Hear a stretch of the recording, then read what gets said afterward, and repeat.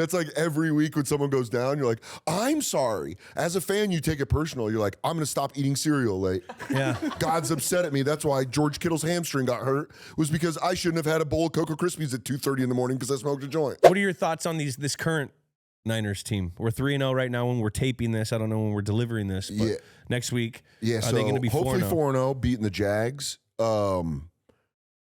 Injuries, man. I'm always nervous about injuries. And Bosa tearing his ACL is like heartbreaking. I was telling you before we sat down, the night I got on the flight and they were like, we don't know what it is, but it's not an ACL. And you're like, thank God. And I landed and it was like ACL. And you're like, fuck. I hate when coaches talk about it. Can't, let's not even just give the people hope. It just crushed me. That hurts. You turn on your phone and you're like, shit. But that's going to hurt him. Brock coming back. I think Kittle will be back in the next couple weeks. I think it's all about timing.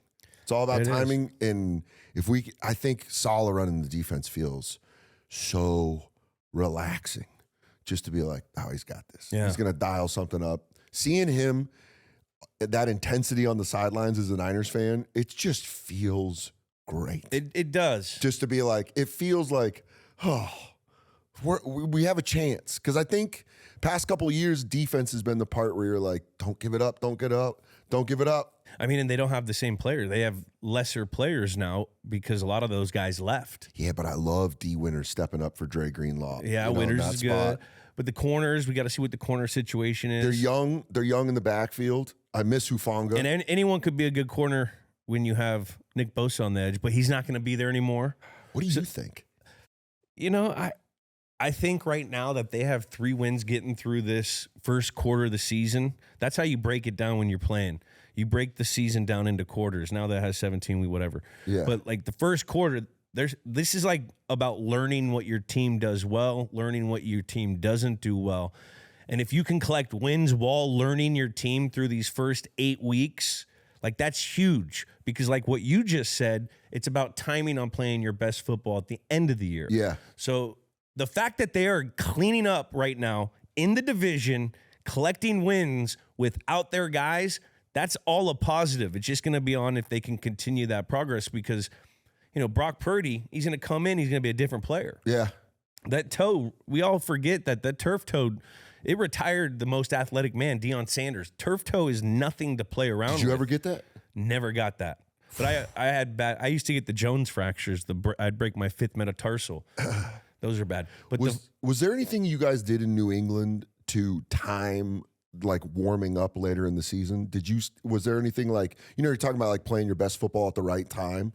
I feel like the Patriots were exceptional at like kind of similar to what the Chiefs do now, where they just kind of hang around in the fight and then you see them in December that's because we were learn our team for those first 8 weeks because each year you have new coaches and new players, no matter what. This is the National Football League. There's always turnover every year. So you may lose a guy here. You're trying to figure out what you have to do to, protect this guy, make this guy productive. How are we getting production? Are we giving out tendencies of only ways of getting production? All right, now we got to work in this. Like, that's how it was in New England. Like, sure. Each week, we were just trying to win the game, but also trying to improve our team and learn our team. Yeah. So by the time you get to week 12, which I like to call cream season, that's when the cream rises to the top. You just get past that pasteurization period. Yeah. There's a farmer somewhere that loves ball right now that's like, this is my whole shit. 1,000%. Finally, he's like, there's an explosion at the flavor factory.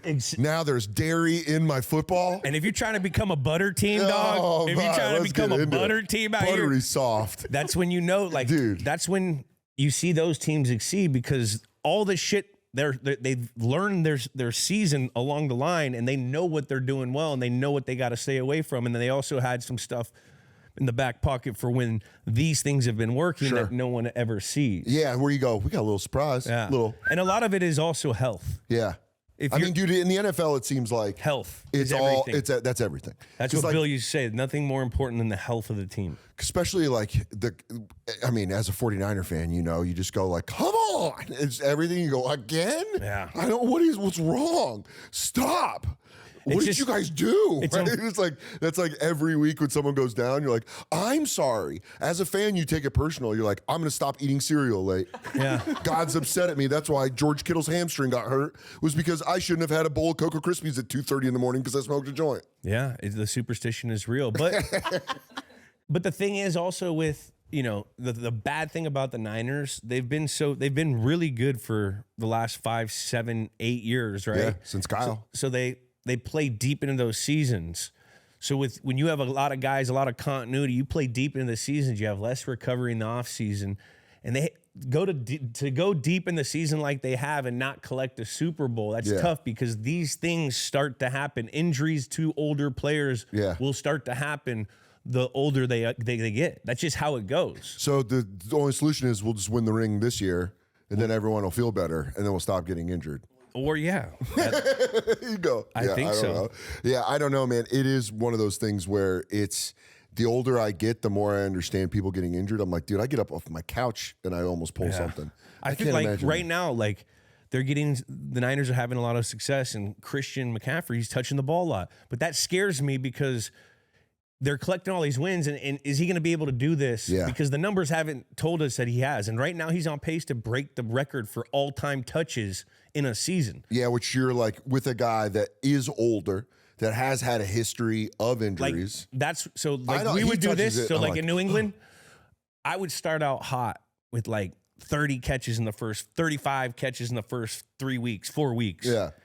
Then we would design where they wouldn't throw to me for like 2 weeks and get tendencies somewhere else, and also take the load off of me. Yeah. You know, like that's where play calling, medical staff, training staff all comes into play. Like, yeah, you want to ride the horse until he fucking dies, but sometimes you got to bring that other horse. You know, you're going to see a guy trying to get away, and they take the second horse. Jump to the other horse. That guy dies. You got to jump on the other horse. Jump to the other horse. Some Red Dead type shit. Yeah, dude. It's almost like in baseball where they count the pitches. Yeah. Where you're almost kind of like, hey man, we can't let you throw that much. I thought that's why they brought in Brian Robinson. I think like, that's huge. Like to bring him in when we got that trade. Yeah. Also, it makes the 49ers coming out to Many Men with him and Pretty Ricky. Fucking sick. Yeah, you come on out to Many Men and it's like, I don't know, a team that's going to stick with you in the first quarter. Is that what they call him? That's what I call him. Ricky. Ricky Pearsall's the man. I call him Pretty Ricky. Every time he touches that ball, Pretty Ricky, it's pretty. Ricky. He does have like a swag about. Dude, he got shot in Union Square. The bullet He tried to take him out, right? Do we have a video yet? No, I don't think I haven't seen anything yet. But dude, they said he wrestled him. Dude, he's the fucking man.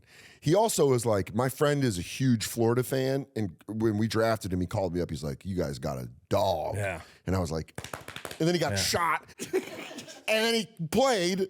And then now he's, you know, and also 49ers getting Ayuk back. That'll be huge. Like, that's going to be something that were tendencies where they don't know. It's just going to change. Also getting Juwan Jennings, 3rd and 1. Without a doubt. But then it also, you know, there's a fine line with that. How much time is he had on task with Brock that time? So, like, yeah, you know what I mean? The relationship's got to get back there. We got to get back to it. But so hopefully, timing-wise, it like heats up. It times up right. Hopefully it does. Hopefully you get the injuries out early and you get healthy at the end. That's how it happens sometimes. Yeah. The NFL is... It's king. It's why I love it as a sport. It's king. It's emotional.